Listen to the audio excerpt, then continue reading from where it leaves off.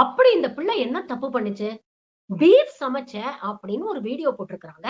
அதுக்கு டைம் லைன்ல வந்து கடிச்சு துப்பி வச்சிருக்குது இந்த சங்கிங்க. பதிலுக்கு நம்ம ஆளு சும்மா விடுவாங்களா? நல்ல சாணியில முக்குன செருப்பால 4 அடி அடிச்சிருக்கிறாங்க. இப்படிப்பட்ட பெண்கள் தான் நமக்கு தமிழ்நாட்டுல இப்ப தேவை.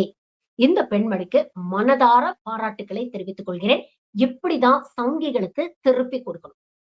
அட கூறு கட்ட குக்கருங்களா, உங்களெல்லாம் நான் என்னதான் சொல்றதுன்னு தெரியல. பீஃப் கறி செய்யலாம் வாங்கன்னு சொல்லி நான் ஒரு வீடியோ போட்டேன்.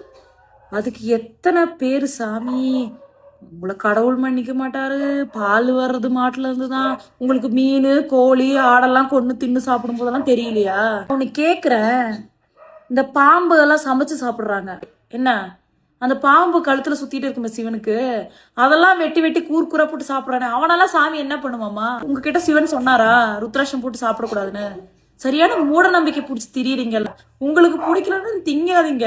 இன்னொன்னு என்னன்னா, பீஃப் அப்படின்னா மாட்டுக்கறி சரிங்களா, பசு மாடு இருக்குல்ல அந்த மாடு கிடையாது. எது சாப்பிடணும் சாப்பிடாது இல்ல, நம்ம மனசார சாமியை வேண்டி மனசுல வச்சா போதும்.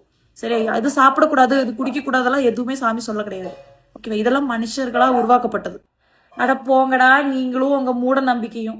தயவு செஞ்சு என் கமெண்ட் பக்கம் வந்துடாதீங்க, அப்புறம் எதை கொண்டு அடிப்பேன்னு தெரியாது, ஓடி போயிருங்களா. தெரிஞ்சா கமெண்ட் பண்ணுங்க, இல்லைன்னா இல்ல.